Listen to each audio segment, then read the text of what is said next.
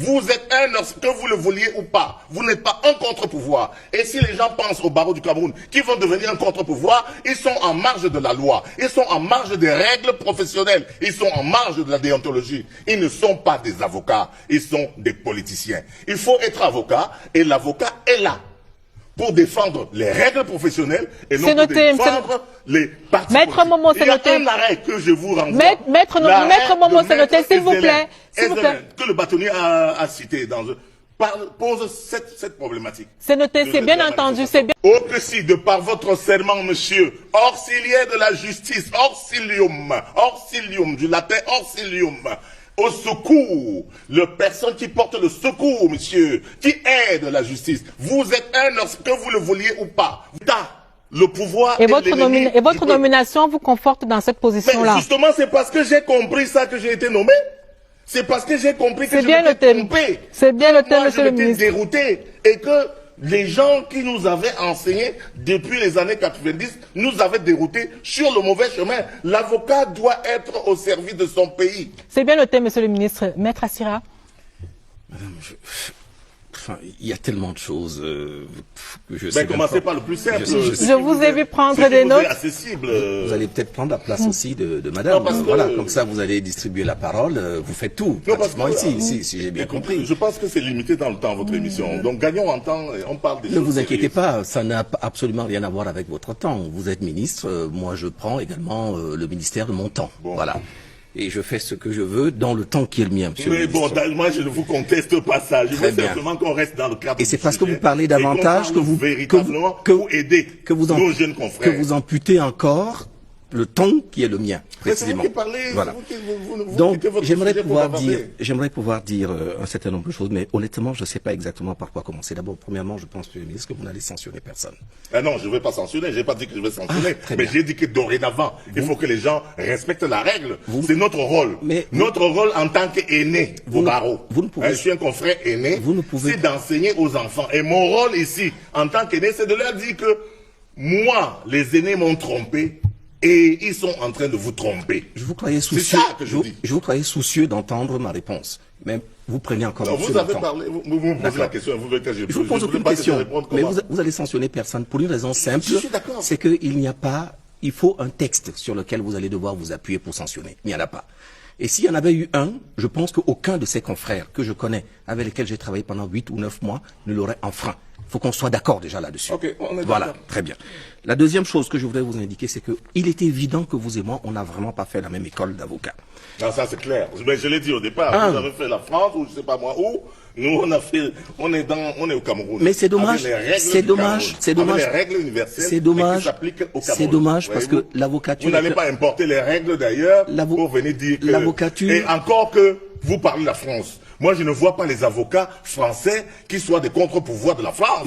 Moi, je vois en France plutôt l'État demander conseil au bâtonnier. Le bâtonnier de Paris, madame, c'est quelqu'un d'important.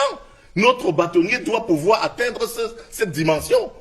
Parce que quand il y a quelque chose un problème national, l'État du Cameroun, l'État de la France, le gouvernement, le président demande l'avis du bâtonnier de Paris. Alors nous devons atteindre ce niveau quand même. Maître Momo, permettez à Maître Assira de répondre. Vous étiez soucieux de mon temps de parole tout à l'heure, je vous le rappelle. Non, je crois que c'était prenez la parole, Maître Assira. Parce que vous avez été en France, je pense que restituer la vérité. Parce que moi-même j'ai été là. Maître Jean de Dieu Momo, nous avons un conseil national des barreaux. Est-ce que vous pouvez permettre à Maître Assira d'achever son propos, s'il vous plaît? J'ai été à cette école, donc je connais ce qui se passe ici et je connais ce qui est en France. L'avocature.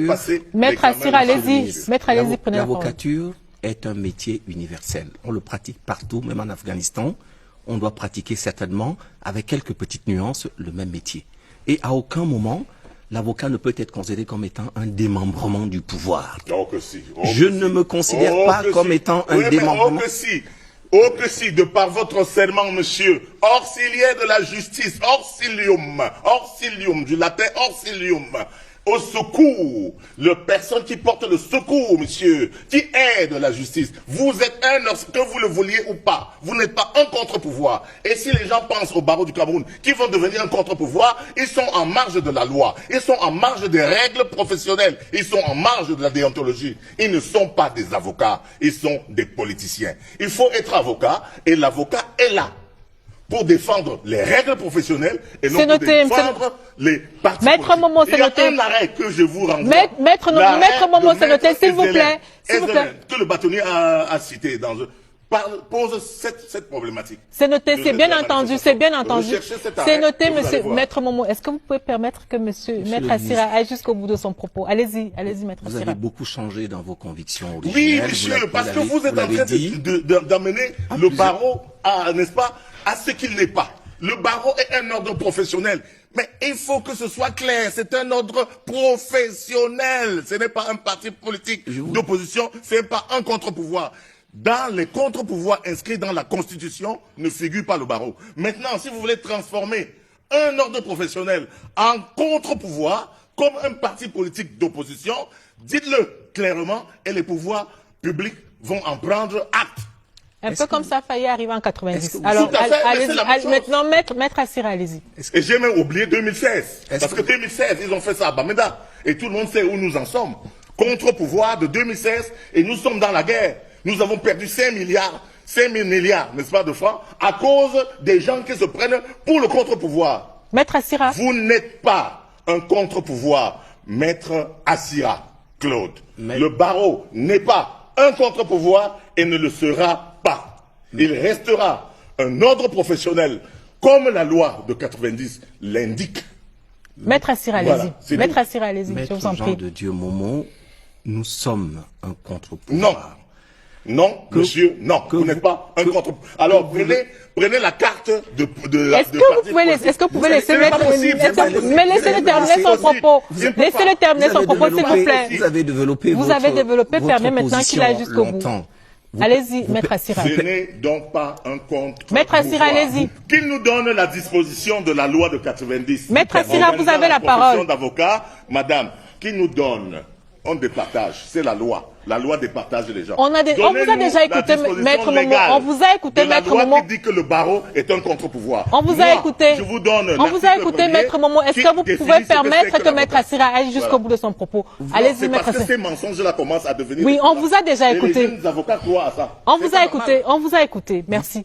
Allez-y. Vous perdez vos nerfs, monsieur le ministre. Je ne perds pas mes nerfs. Je vous dis la vérité. Je n'ai pas le sentiment. Arrêtez de tromper les jeunes avocats. Je n'ai pas le sentiment que. Arrêtez de tromper les jeunes avocats. Je n'ai pas le sentiment que c'est à moi que vous vous adressez aujourd'hui. Vous devez vous adresser certainement à quelqu'un d'autre, quelque part. Je m'adresse à tous ceux qui pensent comme vous et qui sont derrière l'écran. À qui vous avez envie, à tous ces avocats, à qui vous avez envie de faire passer leur robe chez monsieur Camto, à qui vous avez envie que vous n'êtes pas un contre-pouvoir, vous allez me laisser. Vous avez porté votre robe en m'impliquant dans votre histoire. Vous l'avez déjà dit, monsieur le ministre. Vous l'avez déjà dit, on l'a écouté. On vous a bien écouté. J'ai le sentiment, monsieur le ministre, je ne voudrais pas vous blesser, mais j'ai vraiment le sentiment, j'ai le sentiment que vous parlez à quelqu'un d'autre, à qui vous avez envie d'envoyer un message de fidélité et de loyauté. Non, pas de fidélité. Parce que beaucoup de choses, d'avertissement. Beaucoup de choses. Un message d'avertissement, non de fidélité. Beaucoup de choses. Un message d'avertissement. Beaucoup de choses. Que vous êtes en train de vous tromper. On est en train de vous tromper. Beaucoup de choses ont changé certainement dans vos convictions depuis peu. Non, mais vous ne pouvez pas avoir changé.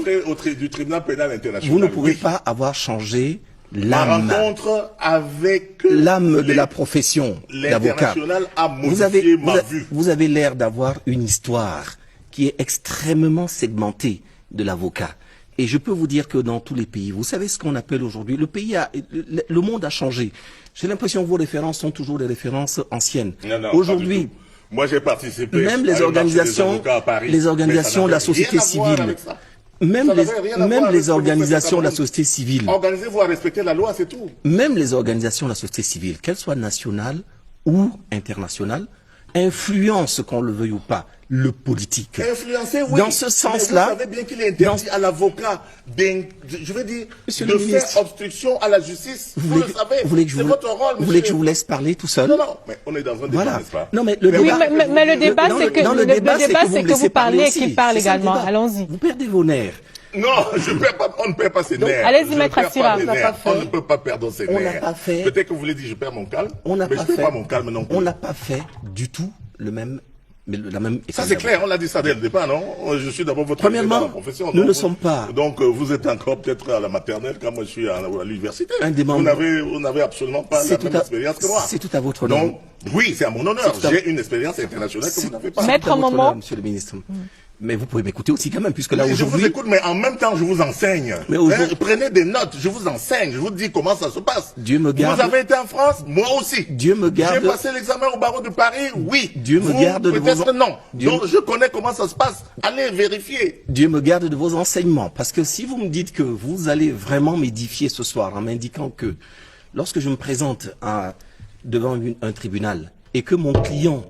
Je dois l'abandonner, tout à fait, est coupable. Oui, et vous devez dire qu'il n'est pas coupable. Abandonné. Oui, non, vous devez dire qu'il n'est pas coupable. Dans ce vous cas, êtes en faute. Je me demande... Si votre client vous a dit, dans le secret, que oui, j'ai tué, et que vous venez devant le juge dire qu'il n'a pas tué, vous êtes coupable, vous êtes complice. Voilà ce qui est, monsieur. Allez demander même à France, allez aux États-Unis, allez partout demander. Allez en Angleterre, allez demander partout où je suis passé. J'ai été formé, monsieur. Monsieur. Alors, Maître Jean de Dieu Momo, nous vous avons écouté. D'accord? Nous vous avons écouté. Est-ce que vous avez bien compris? Oui, nous vous avons écouté. Nous ne faisons que vous écouter. Maintenant, nous aimerions quand même écouter également Maître Assira. Mais il ne faut pas qu'il mente parce que... Je dois faire attention à ne pas démentir le Momo que j'ai toujours été. Le défenseur des droits de l'homme, le défenseur des faibles, le protecteur de la veuve et de l'orphelin. C'est toujours moi. Est-ce que c'est vous dire, dites-nous, monsieur le ministre. Je vais vous dire, je vis de mon salaire. Monsieur député Tongo, monsieur le ministre, mon salaire que je touche en tant que ministre n'est même pas le quart de ce que je touchais comme avocat pénal international. Mais je ne crache pas dessus parce que je suis au service des hommes. Et ça a un autre goût. Je veux dire, c'est un autre paiement. J'ai l'impression qu'on accuse trop le gouvernement pour rien. Ce sont des pauvres types, des gens qui sont là, ils n'ont pas grand-chose. Non, on ne peut. Vous pouvez interroger l'origine de mes fonds. Vraiment, je suis, je crois, le membre du gouvernement transparent. Ce serait vraiment, ce serait terrible que ce soit celui qui, pour fond, combat. Le président Paul Biya ne m'a pas mis là par hasard. Il m'a mis là exprès. Il m'a mis là en fonction de mes combats anciens. Est-ce que ce n'est pas aussi... Et je suis mon propre censeur. C'est-à-dire que je dois faire attention à ne pas démentir le Momo que j'ai toujours été. Le défenseur des droits de l'homme, le défenseur des faibles, le protecteur de la veuve et de l'orphelin. C'est toujours moi. Est-ce que c'est vous dire, dites-nous, monsieur le ministre. Je vais vous dire, je vis de mon salaire. Monsieur député Tongo, monsieur le ministre, mon salaire que je touche en tant que ministre n'est même pas le quart de ce que je touchais comme avocat pénal international. Mais je ne crache pas dessus parce que je suis au service des hommes. Et ça a un autre goût. Je veux dire, c'est un autre paiement. J'ai l'impression qu'on accuse trop le gouvernement pour rien. Ce sont des pauvres types, des gens qui sont là, ils n'ont pas grand-chose. La science politique traditionnelle. On n'insulte pas celui qui partage la viande dans la réunion. Il te donne l'os. Celui qui partage la viande à la réunion, il vous donne l'os si vous l'insultez. Ou il vous donne même pas. Je vous ai dit il y a longtemps que j'ai honte d'avoir combattu celui-là. J'ai honte de l'avoir combattu parce que il travaille bien plus que nous tous. Ce n'est pas tard. Non, je me suis racheté. Je me suis racheté. Et j'ai continué de me racheter. Parce que c'est vrai, j'ai induit les gens en erreur à le détester pour la conquête du pouvoir. Mais en réalité, c'est qu'on est enfermé dans un système, dans une société où on fait la construction de la haine de l'autre. On fait la construction, on construit, on cultive la haine de l'autre, la détestation de l'autre. On ne veut même pas savoir ce qu'il a fait. On ne veut même pas savoir si ce qu'il a fait est bien. On ne veut même pas applaudir ce qu'il a fait. Donc j'ai appartenu dans cette société-là. Donc aujourd'hui, il n'est pas là. Il n'est pas là pour régler les comptes. Il n'est pas là parce que tu l'as insulté. D'ailleurs, ça glisse sur lui, comme on dit au quartier. Il ne ressent pas cela. Donc, franchement, je suis le témoin du président. C'est-à-dire, je suis le témoin, celui qu'on peut présenter comme celui qui l'a. J'essaie de ne pas prononcer le mot insulter, parce que ça me fait honte. Voyez-vous? Je veux celui qui lui a manqué de respect, mais qui ne l'a pas vu, mais qui l'a dit, celui-ci a des qualités qui peuvent servir la République. Pas qui peuvent le servir lui, mais qui peuvent servir le Cameroun. Et vous n'êtes pas seul dans ce cas. Il y a d'autres ministres actuels qui ont été avec vous, président Bédigui, pendant les années de Braise, certains qui ont été en première ligne dans l'organisation des villes mortes, dans les cas et autres, que le président a pour ainsi dire ici. Vous avez des personnalités comme Momo. Jean de Dieu, pardon. Oui, le ministre Momo. Attendez, une parenthèse. Jean de Dieu Momo. Oui. Il serait bien qu'il vienne dans le bœuf politique. J'ai des questions à lui poser sur son ascension politique et sur l'argent qu'il a reçu d'une organisation aux États-Unis. Ce serait bien que Jean de Dieu Momo vienne dans cette émission un jour nous expliquer cela, son ascension politique, ses micmacs à Arusha en Tanzanie, avant l'élection d'Obama. Ce serait bien qu'on en parle, Jean de Dieu Momo, si vous en avez un peu quelque part. Je ne vais pas être grossier. Oui, mais vous comprenez que je ne suis pas son porte-parole. Non, je comprends bien. Je parle dans votre émission quand il la suivra, c'est sûr. Ni son secrétaire. Ni son ventologue, c'est sûr. Voilà. Jean de Dieu Momo, étant ministre, même en France, où il voulait demander qu'il voulait déjà venir se réfugier, il a volé les papiers d'une femme, la carte, le titre de séjour d'une femme. Jean de Dieu Momo, étant ministre, pour faire l'hébergement. Et après avoir fait cet hébergement-là, il voulait devenir avocat au barreau de Paris. Il a donc été condamné suite à une plainte déposée par Mme Laure Fosso. Et il est pourtant ministre délégué de la justice du Cameroun. Celui qui est supposé respecter les lois vient donner les cours de droit alors que c'est lui-même un hors-la-loi. Jean de Dieu Momo s'est autorisé à nous présenter ses photos en train de voter à l'ambassade des États-Unis à Yaoundé. Il nous a donc montré qu'il était, et ce n'était pas la première fois, qu'il est citoyen américain. Parce que le Cameroun ne reconnaît pas la double nationalité. Et ce n'est pas seulement qu'il était parti voter, il était habillé de la tête jusqu'aux pieds du drapeau américain. Et c'est... Moi, je suis un diplômé de sciences politiques. Et moi, je fréquente des gens qui n'ont aucune connaissance de ce qu'on appelle sciences politiques. Ne nous égarons pas. Et donc, quand moi, je vois que je me suis égaré, il n'y a que les imbéciles qui ne changent Jean pas de Dieu Momo. Et je ne suis pas un Jean de Dieu Momo. Revenons s'il vous plaît. Revenons Enfin, vous avez fait des études en sciences politiques, vous fréquentez que les gens qui ont fait les sciences. Non, c'est pas ça. Moi, je fréquente mon père. Je vous permettez de préciser. Merci, oui, merci, Rodrigue, puisque j'ai publié les leçons politiques de mon père sur l'alternance. Laissons ça n'intéresse pas les Camerounais. Mais si, ça ne vous intéresse pas, c'est précisément. Mais je suis là pour vous poser des questions. Allez lire Je suis là pour poser les des questions. leçons politiques de mon père sur l'alternance. Le duel, c'est avec moi. Pour le moment, c'est pas avec les téléspectateurs. Vous, c'est les téléspectateurs. Moi, je vous connais pas. Je les connais. Évidemment, Vous posez les questions pour une opinion pour ça. C'est que dit. Ça, c'est sûr. Monsieur Momo, en 2016, au moment où vous étiez encore du même camp, celui des opposants, et même plus, vous étiez plus radical. C'est évident. Que je ne le suis jusqu'à aujourd'hui. Vous, je vous connaissais même pas. Ah. Donc vous n'avez jamais été radical. Nous, on est les radicaux. Merci. Alors je disais ceci. Dans nos traditions, et même dans la plupart des traditions au monde, un vieillard de 85 ans ne va ni à la chasse, ni au champ, ni à la pêche. Il mange, il dort.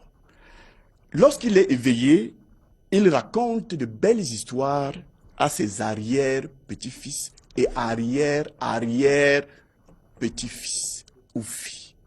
Que pensez-vous de ça? Dans mon village, les vieillards sont une bibliothèque. Et quand un vieillard meurt, nous pleurons beaucoup parce qu'une bibliothèque s'est brûlée. Et les vieillards vont au champ. Les vieillards vont au champ. Un vieillard chez nous, moi je fréquente beaucoup les vieillards. Je suis le fils du village. Je ne vais pas beaucoup jouer au football avec les gens de ma génération quand j'étais petit. Je suis l'ami de vieux. Mon père a été vieux avant de mourir. Mais on sait que chaque fois que je viens, soit je pars voir le père de Jean-Louis, soit je pars voir le père de Jacquido, je suis toujours dans leur cuisine. Et c'est là où je me suis... Je veux des réponses de tic-au-tac. Parce que c'est un vieillard... Va-t-il au champ? Un vieillard... Va-t-il à la pêche? Le président de la République ne va pas à la pêche ni au champ. Le président de la République ne dirige pas, c'est pas une manœuvre. Il ne casse pas les cailloux. Il réfléchit. Vous voulez qu'il soit une manœuvre? Il réfléchit. Parce que moi j'entends les gens dire réfléchit. On va c'est pas un planteur, monsieur. Il réfléchit. Il n'est pas un planteur, il ne coupe pas les bananiers. Il réfléchit. Le président de la République, il réfléchit. Il réfléchit. Il donne les conseils, comme vous avez dit là. Hein, c'est un sage qui donne les conseils. Moi, je m'en vais voir le sage vieillard pour prendre les conseils. Avant que la bibliothèque ne meure. Je m'en vais prendre les conseils chez le vieux Paul Biya que je vais transmettre à mes enfants aussi quand je serai vieux pour que mes enfants puissent continuer ainsi de suite. Le président de la République, le Cameroun va vivre. Le président de la République, dans un régime autrement centralisé comme l'est le nôtre, est au centre de tout. Il nomme à tous les postes, jusqu'au parfois des chefs de service. Il a donc plein de parapheurs à dépouiller. Il doit lire. Et nous savons que, vraiment, vous et moi, nous sommes à peu près dans la même tranche d'âge. Vous avez l'idée, peut-être je n'en ai pas. Mais nous savons tous qu'on n'a pas inventé l'humanité. À 85 ans, on est fatigué, aussi bien sur le plan physique que sur le plan intellectuel, sur le plan mental.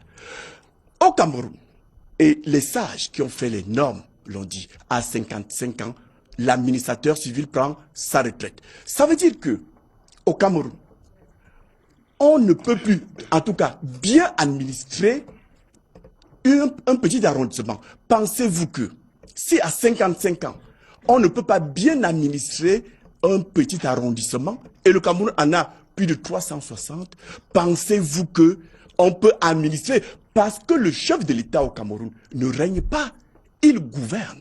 Il est l'exécutif.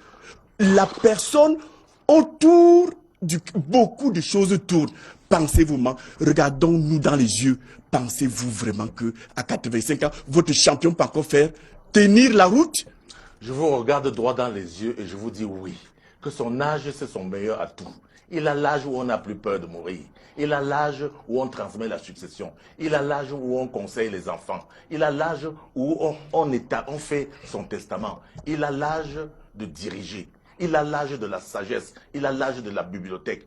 Et au lieu que vous, enfants indignes, vous poursuiviez les vieux, vous devriez plutôt aller l'accompagner. Vous êtes des enfants indignes qu'on devrait même chasser de la succession. Je ne vous le permets pas parce que les vieux que nous respectons, ce sont des vieux qui ne laissent pas les détournements prospérer. Les vieux que nous respectons, ce sont ces vieux-là qui ne sont pas capables de prendre notre argent et l'amener s'installer ensuite dans les hôtels de luxe. Voilà ces vieux-là que nous respectons. Ces vieux qui nous font du mal, qui étouffent les jeunes. Vous êtes en campagne, vous posez une question. Posez une question, si vous voulez commenter. Je réponds parce que vous m'avez trouvé des dignes. Et je refuse qu'on me traite des dignes. Bon, parce que je dis, je respecte les vieux, mais pas certains vieux qui nous font du mal. Dans nos traditions, c'est vieux. À moi, bien sûr. Si vous ne savez pas, l'argent du contribuable, c'est mon argent. C'est mon argent. Vous avez budgétisé. L'Assemblée nationale, c'est le peuple. Vous croyez que le président de la République, il est partout à la fois, et vous ne voyez pas que le président de la République a mis des gens en prison. C'est cet héritage-là que vous voulez. C'est les gens comme vous qui volent là, et qu'on a mis en prison. Vous, peut-être pas. Moi, je suis pas encore en prison. Vous, peut-être pas. Et il a donc laissé les voleurs. L'entourage qu'il a. Messieurs, quand vous avez des enfants et des autres qui volent, vous faites quoi? Si vous êtes le président de la République, est-ce qu'il n'y a qu'au Cameroun qu'on vole? Vous ne savez pas que le président, l'autre président chinois, il est en prison aussi parce qu'il a détourné les deniers publics? Nous continuons à nous regarder. Vous ne pensez pas que le président de la République a mis, et même son premier ministre en prison, a mis son secrétaire général? Quel est ce pays? Quel est ce pays où le président fait confiance à ses enfants et il vole et il vient l'accuser? Quel est ce pays où ce sont les voleurs qui accusent le président? Quel est ce pays où les détourneurs de deniers publics sont les premiers à pointer du doigt le président? Quel est ce pays où les électeurs n'ont pas la carte de vote et ils pensent que le pays est pourri parce que le président est là? Quel est ce pays où, quand le président veut travailler, c'est le peuple, une partie du peuple extrême qui veut la guerre, le sang, et qui l'empêche de travailler? Ça, c'est quel pays? Même n'importe quel président de la République, est-ce qu'il peut s'en sortir? Même si vous, M. Kouvondo, vous êtes président de la République et qu'on vous tire comme un lapin, sans jamais vous encourager, le moindre acte que vous posez, on le ridiculise. Comme vous et son Niolo et ses amis, les Joe, la conscience et tout cela, des gens qui sont de l'extrême bord, esclavagistes. Ne nous énervez pas. Qui vendez le pays là. Je ne m'énerve pas. Vous vous énervez, maître. De vous dire que vous êtes la honte de ce pays. Non, pas moi. Maître, pour cette belle plaidoirie, nous allons permettre à M. Kouvondo de clôturer. Je voulais vous dire que ne vous énervez pas. Parce que quand vous énervez, ça veut dire que vous avez des choses à vous reprocher. Je ne m'énerve pas, je suis un tribun. Alors, vous savez, un tribun, je suis avocat national. C'est ça que je parlais de plaidoirie. Je représente un consortium chinois ici. Je suis le représentant africain du consortium chinois. Je suis avocat au Cameroun. Vous souffrez que je pose la question. Je suis un tribun à la Chine. Je suis un tribun. Vous défendez un peu trop. La Chine est un peu économique. Par exemple, non. Je n'ai pas envie de dire alimentaire. Mon ami, est-ce que je ne suis pas aussi à la Coupe? Vous avez dit, est-ce que je ne suis pas aussi à la Coupe pénale internationale? Alors, est-ce que je ne suis pas à la Coupe pénale internationale? J'ai encore deux questions. C'est pour vous dire que je suis à l'ouest, je suis à l'est, je suis avant dernière question. On s'entend plus sur le plateau. Avant dernière question. Avant dernière question. Oui. Les deux en un, s'il vous plaît. Monsieur Momo, ne pensez-vous pas, au-delà de l'âge, qui pour moi est un problème pour celui qui aspire à gouverner, à être candidat dans les prochains jours-là, ne pensez-vous pas que pour quelqu'un qui a gouverné pendant plus de 36 ans, est-ce que vous ne pensez pas en cet instant qu'il s'agit de faire injure à près de 23 millions de Camerounais que de penser que une seule personne a l'intelligence, la capacité, la compétence pour gouverner le pays? D'abord, est-ce que ce n'est pas une injure à cette jeunesse qui doit prendre le relais? J'ai compris à ça. Ne pensez-vous pas un seul instant que l'histoire du Cameroun... Vous avez 5 minutes rien que pour la question. Laissez-moi répondre. Mais alors, on n'aura pas le temps. Répondez. Que le livre d'histoire du Cameroun est fait de pages, sûrement de belles pages, et qu'à un moment donné, il faut tourner la page. L'histoire du Cameroun s'écrit maintenant. Même si c'est maintenant, même si vous si le savez pas. C'est maintenant que l'histoire va s'écrire. Il faut tourner la page pour qu'on lise d'autres pages intéressantes. C'est maintenant.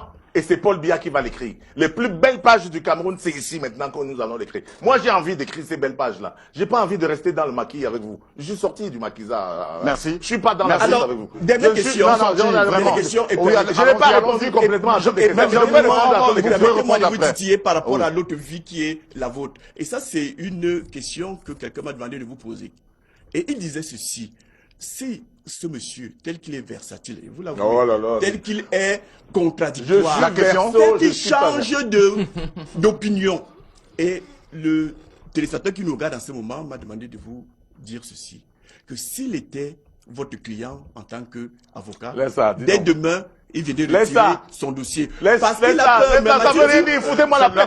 Il y a longtemps. Ne soyons pas grossiers. Non, je dis qu'en 2001, quand je défendais les 9 disparus de Bépanda, vos amis là, vos clients là, ils ont retiré leur dossier.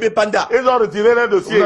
Vous avez d'ailleurs filmé avoir perdu beaucoup. Qu'est-ce qui nous garantit toujours ma vie? Mon ami, je suis avocat international. Si je ne gagne pas le dossier de votre à l'international comme moi j'aurai d'autres dossiers, d'accord? Vous ne trahissez pas vos professeur, c'est indigne de vous de poser ce genre de questions. Merci. C'est indigne de vous. Heureusement que vous avez quitté le RDP. Jean de Dieu Momo. Parce que vous n'avez rien compris. Vous n'avez rien compris à la politique. Comme il est indigne de vous, rien. Je suis versatile, vraiment. aussi contradictoire. Je suis verso, pas versatile. Je propose c'est verso. Je propose quand quelqu'un comme vous, il ne sait pas, il croit que c'est versatile. Pour prendre la science politique traditionnelle, on n'insulte pas celui qui partage la viande dans la réunion. Il te donne l'os. Celui qui partage la viande à la réunion, il vous donne l'os si vous l'insultez. Ou il vous donne même pas.